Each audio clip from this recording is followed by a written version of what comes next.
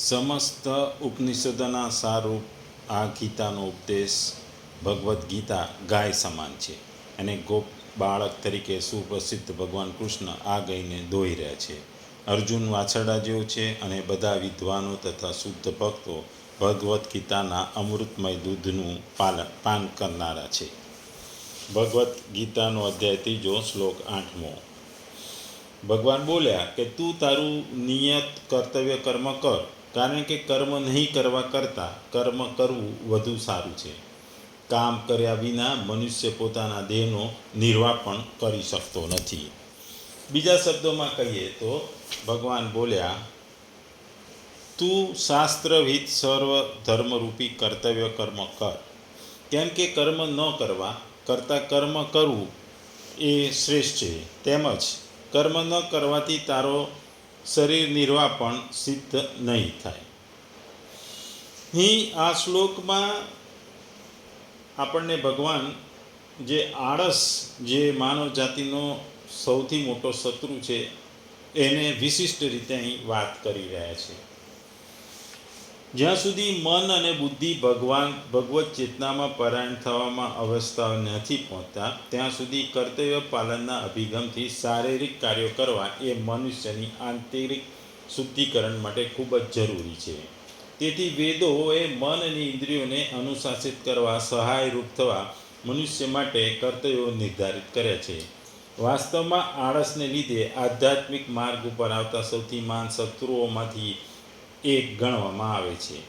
આળસ માનવ જાતિનો સૌથી મહાન શત્રુ છે ને વિશેષ કરીને અનિષ્ટકારક છે, કારણ કે તે શરીરમાં નિવાસ કરે છે. કર્મ તેનો સૌથી વિશ્વાસુ મિત્ર છે અને તે નિશ્ચિત રૂપે અધપતનથી બચાવે છે. અહીં ભગવાન કહે છે કે તું શાસ્ત્ર વિધિએ નિયમિત કરેલા કર્તવ્યો કર. એટલે ભગવાન અહીં આપણને કર્મ કરવા કહે છે, કારણ કે કર્મ ન કરવા કરતાં કર્મ જે પણ કર્મ કરો એ સારું છે, શ્રેષ્ઠ છે. કર્મ કરવું એ શ્રેષ્ઠ જ છે. તમે શાંતિથી બેસી રહો, કોઈ કામ ના રોકે ને તો તમે કંઈક કામ કરો એ સારું છે. અને કર્મ ન કરવાથી શરીર નિર્વાહ પણ સિદ્ધ થતો નથી. એટલે તમારું ભરણ પોષણ, લાલન પાલન માટે તમારે કર્મ કરવું પડે છે. જો કર્મ ન કરો તો તમે તમારો જીવન નિર્વાહ કે શરીર નિર્વાહ કરી શકો નહીં. શાસ્ત્રોમાં 2 પ્રકારના કર્મો બતાવ્યા છે, એક વિહિત અને નિયત છે. વિહિત કર્મનું તાત્પર્ય છે કે સામાન્ય રૂપે શાસ્ત્રોમાં બતાવેલું આજ્ઞારૂપી કર્મ, જેવા કે વ્રત, ઉપવાસ, ઉપાસના, આરતી એ વગેરે એ વિહિત કર્મોનું રૂપ છે. જ્યારે નિયત કર્મનું તાત્પર્ય છે કે વર્ણ, આશ્રમ, સ્વભાવ તેમજ પરિસ્થિતિ પ્રમાણે કર્તવ્ય કર્મ, જે કે ભોજન કરવું, વેપાર કરવો, મકાન બનાવવું, ભૂલેલાને માર્ગ બતાવો, દવા આપવી એ વગેરે એ નિત્ય કર્મ છે. એટલે આ 2 પ્રમાણેના કર્મો વેચવામાં આવે છે. અહીં ભગવાન કહે છે કે વર્ણ, આશ્રમ, સ્વભાવ અને પરિસ્થિતિ પ્રમાણે જે મનુષ્ય માટે જે કર્મો શાસ્ત્રોમાં કર્તવ્યરૂપ બતાવવામાં આવે છે તે સર્વે શાસ્ત્રવિદ સ્વધર્મરૂપી કર્તવ્ય કર્મોનું વાચક વિશેષણ સાથે કર્મપદ છે. તે કર્મો કરવાની આજ્ઞા આપી ભગવાન અર્જુનને ભ્રમ દૂર કરે છે. જેના કારણે અર્જુને ભગવાનના વચનોને પરસ્પર સંમિશ્રિત થયેલા સમજીને ભગવાનને પ્રાર્થના કરી કે તેઓ પોતાને નિશ્ચિત કર્તવ્ય બતાવે. અહીં ભગવાન એવું કહે છે કે તારી જિજ્ઞાસાને ધ્યાનમાં રાખી હું તને તારું નિશ્ચિત કર્તવ્ય જણાવું છું. ઉપરના જણાયેલા કારણોને તારા માટે કર્મનો સ્વભાવ ત્યાગ કરવો હિતકારક નથી. તેથી તારે શાસ્ત્રવિદ કર્તવ્યરૂપી સર્વધર્મનું પાલન કરવું જોઈએ. કારણ કે તું ક્ષત્રિય છે અને ક્ષત્રિય તરીકે તારે તારો કર્મ છે યુદ્ધ કરવું. તું યુદ્ધ નહીં કરે તો એ તું કર્મ નથી કરતો. શાસ્ત્ર પ્રમાણે તું ક્ષત્રિય છે અને ક્ષત્રિયનું કર્મ યુદ્ધ કરવાનું છે. એટલે યુદ્ધ કરવું એ તારો પોતાનો સ્વધર્મ છે. તેથી દેખાવમાં ભલે ને હિંસાત્મક, ક્રૂરતાપૂર્ણક લાગે, પણ વાસ્તવમાં તારા માટે એ ઘોર કર્મ નથી. કારણ કે તું એના માટે જ જન્મ્યો છું. તું ક્ષત્રિય બન્યો છું, તે બાણ વિદ્યા શીખી છે, તે તાલીમ લીધેલી છે, તું એનો ભણ્યો છું, તે એનું જ્ઞાન ગુરુ દ્રોણ જોડેથી બાણનું છે ને બધા શસ્ત્રોનું જ્ઞાન છે. એટલે આ તારું યુદ્ધ કરવું એ તારા માટે ઘોર કર્મ નથી, એ તારું સ્વધર્મ છે, સ્વકર્મ છે. એટલે નિષ્કામ ભાવથી કર્મ કર, તું યુદ્ધ કર, ઊભો થઈ જા, યુદ્ધના મેદાનમાં ઊભો થઈ જા, તારું શસ્ત્ર ઉઠાવ, તારું ગાંડી ઉઠાવ. એટલે આ શ્લોકથી ભગવાન કહે છે કે અર્જુનના ભ્રમનું નિરાકરણ કરવા માટે ભગવાને અહીં એનું કર્મ કરવા કહે છે. કારણ કે અર્જુન એવું માનતો હતો કે ભગવાનના મત પ્રમાણે કર્મ કરતાં કર્મ નહીં કરવું શ્રેષ્ઠ છે. એના મનમાં એ ખોટી વાત ઘૂસી ગઈ હતી. એથી અહીં ભગવાન કહે છે કે કર્તવ્ય કર્મથી મનુષ્ય અંતઃકરણ શુદ્ધ થાય છે, તેથી તેના પાપોનું પ્રાયશ્ચિત થાય છે. પરંતુ કર્તવ્ય કર્મોનો ત્યાગ કરવાથી તે પાપનો ભાગીદાર બને છે અને માણસ ખરાબ સંગતે, ખરાબ સોબતે ચડી જાય છે, જેવી કે નિદ્રા, આળસ, પ્રમાદ વગેરેમાં ફસાઈ જાય છે અને છેવટે તે અધોગતિને પામે છે. તેથી કર્મ નહીં કરવા કરતાં કર્મ કરવું એ શ્રેષ્ઠ છે અને જરૂરી છે. અને એમાંય પાછું જો સકામ ભાવે અથવા પ્રાયશ્ચિત રૂપે કર્તવ્ય કર્મો કરો, એ કર્મ નહીં કરવા ખૂબ જ શ્રેષ્ઠ છે. વળી કર્મોને નિષ્કામ ભાવે કરવા એ તો શ્રેષ્ઠમાં શ્રેષ્ઠ છે. અહીં ભગવાન જણાવવા માગે છે કે કર્મોને સ્વરૂપથી સર્વથા ત્યાગ કરવાનો તો કરવાથી મનુષ્ય જીવિત પણ નહીં રહી શકે.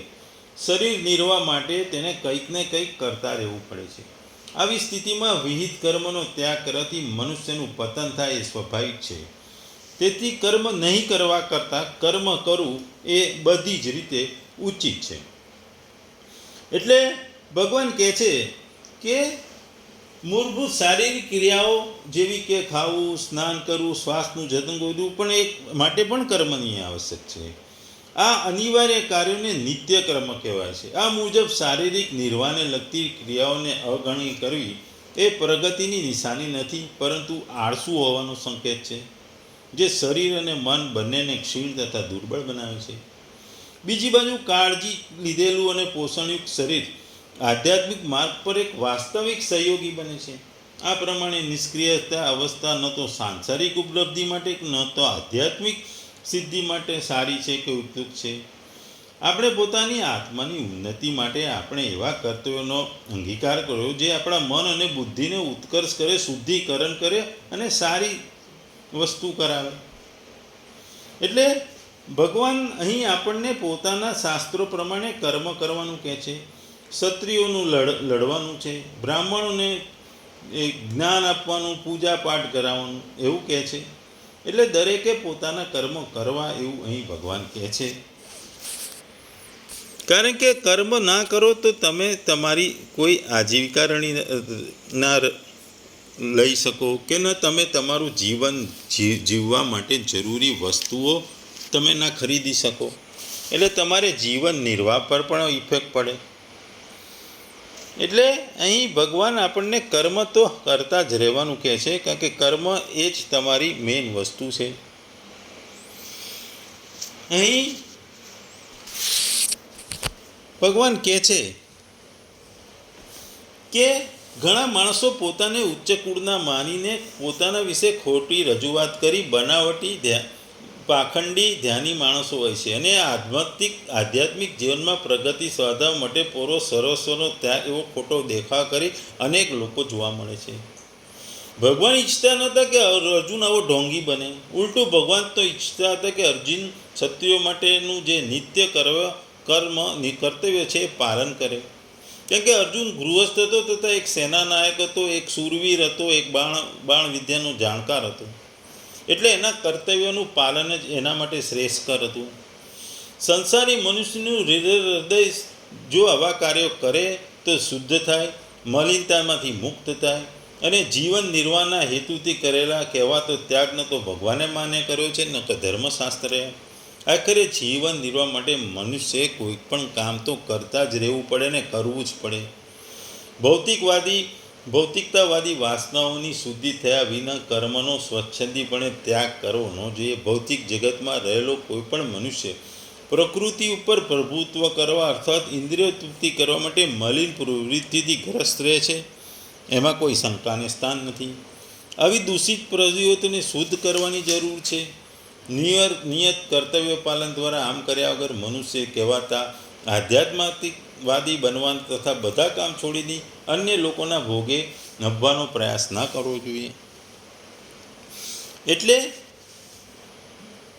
શાસ્ત્રવિહિત યજ્ઞ, દાન, તપ વગેરે સિદ્ધ કર્મોને પણ જો બંધનના હેતુ ગણવામાં આવ્યા છે તો પછી કર્મ કેમ નહીં? કર્મ તો કરવું જ પડે.